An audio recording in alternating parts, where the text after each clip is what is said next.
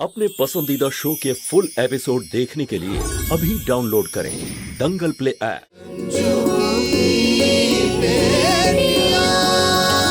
ললিতা দেবী, এসব কি হচ্ছে? মা যা যা বলল বাইরে, এর মধ্যে কোনো সত্যতা নেই তো? বাহ গুড্ডু, তোমার মা বললো বলেই তুমি মেনে নিলে। আর আমি যে তোমার স্ত্রী, আমার উপর তোমার ভরসা নেই? আরে ব্যাপারটা সেটা নেই তো, এটা তো পুরনো কথা। তুমি আমাকে আর আমার ভালোবাসাকে কখনো ভরসা করোই নি, সেই জন্য তো তুমি তোমার বিয়ের আরে কথাটাই লুকিয়ে ললিতা দেবী, দিয়েছিলে। ব্যাপারটা সেটা নয়। আমার কথা শোনো, আমি তোমাকে সম্পূর্ণ বিশ্বাস করি, কিন্তু কিন্তু গুড্ডু, এই কিন্তু শব্দটা না ভীষণ ভয়ঙ্কর। সবকিছু থাকা সত্ত্বেও কিছুই নেই এরকম মনে হয়। আজ পর্যন্ত আমাদের সম্পর্কের মধ্যে কোনো কিন্তু ছিল কি? ওই যে ওই মহিলা না ওর মেয়েদের নিয়ে এখানে এসে আমাদের দুজনের মধ্যে কিন্তু তৈরি করছে। তার মানে আজ যা কিছু আমি শুনলাম সেটা মিথ্যে? না গুড্ডু, মা যা যা বলেছেন ওনার এক একটা কথা সত্যি। তফাৎ শুধু এইটাই যে ওনাদের সাথে যা যা ঘটেছে তাতে না তোমার কোনো হাত আছে না আমার। আমি কিচ্ছু বুঝতে পারছি না। আমি বোঝাচ্ছি তোমাকে গুড্ডু, এই রঞ্জু খুব চালাক মহিলা। এই শহরে আসার পর ও তোমার সম্পত্তি আর প্রতিপত্তি দেখে পাগল হয়ে গেছে একেবারে। ও খুব ভালো করে জানে যে এই রাজপ্রাসাদের মতো বাড়িতে তোমার সাথে থাকার জন্য ও কোনো সহজ সুযোগ পাবে না। সেই জন্য ও নিজের জীবনে এত সমস্যা তৈরি করেছে যাতে ওই সমস্যাগুলোকে ও সুযোগ বানাতে পারে। আর সেই সমস্যার সুযোগ নিয়েই ও আজ আমাদের বাড়ির দোরগোড়ায় এসে দাঁড়িয়েছে। গুড্ডু, যাই হোক না কেন, তুমি ওই রঞ্জুর কথায় কিন্তু ভুলো না। তোমাকে আমার দিব্যি।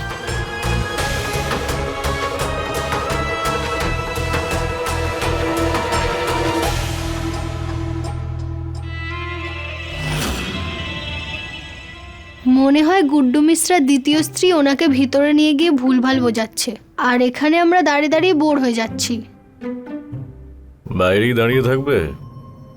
কথাবার্তা বলে সবকিছু বিচার করেছিস? এখনো কোনো কিন্তু বোধ আছে?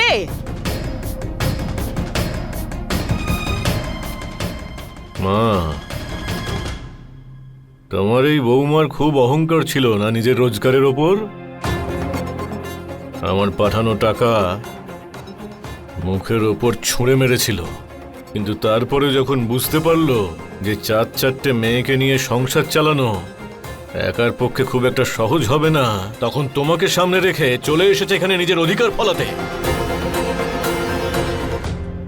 ভুল অভিযোগ করছো তুমি আমার ওপর। আমি আমার মেয়েদের এতটাই যোগ্য তৈরি করেছি যে অন্য কারোর সাহায্যের প্রয়োজন নেই ওদের। কিন্তু যখন তুমি আমাদের থেকে আমাদের আশ্রয়টাই কেড়ে নিলে, তখন আর তো কোনো পথ খোলাই ছিল না আমাদের কাছে। ভালোই হয়েছে যে তোমার আসল স্বরূপটা সবাই দ্রুত জানতে পারলো। এবার আমিও জানতে পেরে গেছি যে তুমি কি চাও।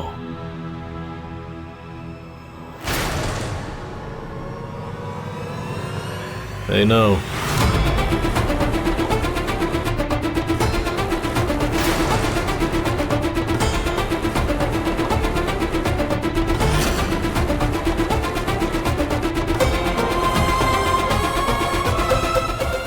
যত টাকা তোমার চাই নিয়ে নাও।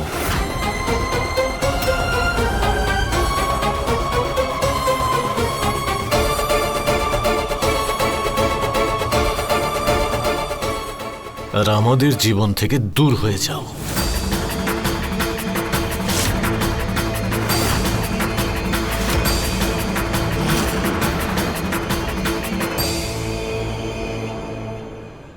আরে এখান থেকে বেরিয়ে যাও।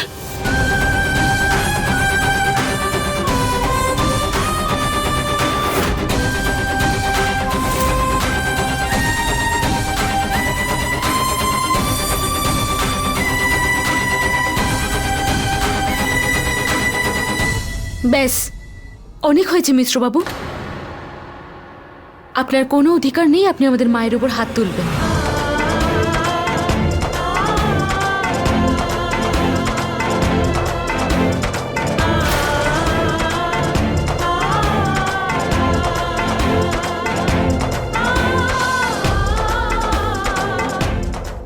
আর আপনার এই অধিকারও নেই যে আপনি পুরনো কথার জন্য যার সাথে খুশি আমার সম্বন্ধ জুড়ে দেবেন। 14 বছরে একবারও তো মুখ ফিরিয়েও তাকাননি, তারপর একদিন হঠাৎ করে চলে এলেন বাবার কর্তব্য পালন করতে। গুড্ডু মিশ্র বাবু, বড় হয়ে মেয়েদের টাকার নয় বাবার দরকার হয়। আর আপনি তো সম্পর্ক স্বার্থের জন্য করেন। আর সুযোগ নিয়েও তো অন্যদিকেও ছাড়েননি, আপনি তো দাদু আর ঠাকুমার বাড়িটাই বিক্রি করে দিয়েছেন। সব ফালতু কথা বলছো তুমি? ওরা তোমার দাদু ঠাকুমার আগে আমার বাবা মা, ওদের সম্পত্তির ওপর আমার পূর্ণ অধিকার আছে।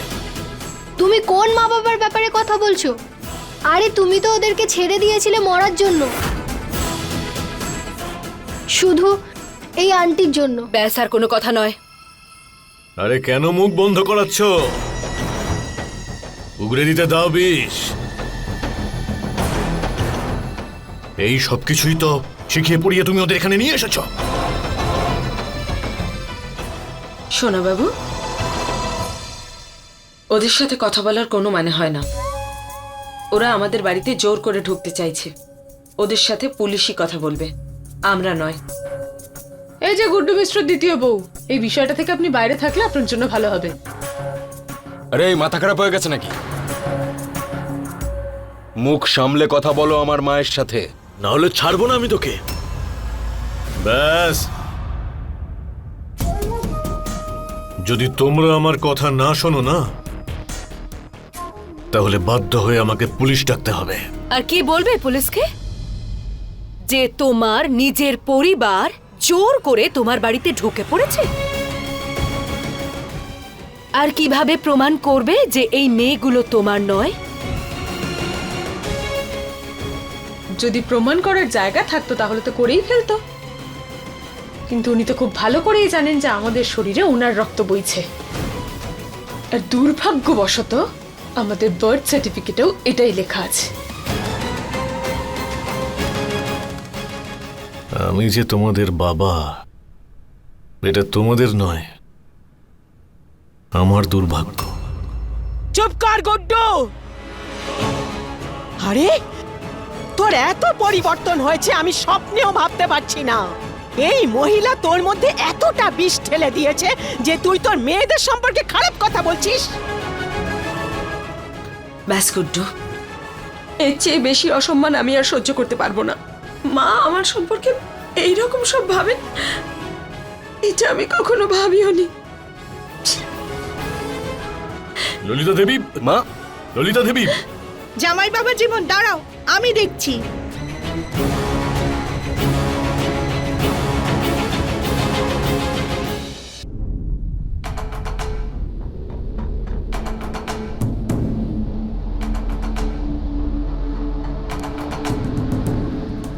ললিতা, ললিতা রে, কেন এরকম করে কাঁদছিস মা?